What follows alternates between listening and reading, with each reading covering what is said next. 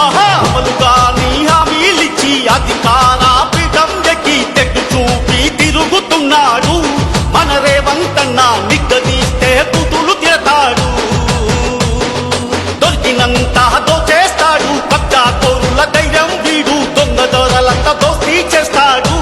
మన రేవంతన్న భూములన్నీ అమ్ముతున్నాడు. రుణమాఫీ జరగలేదు, పింఛన్లు పెరగలేదు, పంగనామాలు పెట్టేందుకు సిద్ధమాయే రేవంతన్న. అమలుగా నీ హామీలిచ్చి అధికార పీఠం ఎక్కి తెట్టు చూపి తిరుగుతున్నాడు మన రేవంతన్న. నిగ్గదీస్తే బూతులు తిరతాడు. 100 రోజులు దాటిపాయే, గ్యారంటీలు గాయాబాయే, దోపిడి ఇంకా పెరిగిపోయింది. గతం కన్నా రాష్ట్రం హీనమయ్యింది.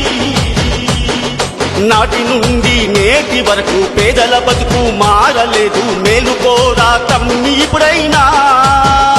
అన్నా దొంగలతో చేతులు కలిపాడో, మర్యాద లేనివాడు, అందరినీ తిట్టేటోడు, దోపిడి రాజ్యం తెస్తాడు ఈ నోటుకు ఓటు కేటుగాడు. అవినీతి రాజ్యం మళ్ళీ కాంగ్రెస్ వల్లే సత్యం. మన బంతుగా చెయ్యిని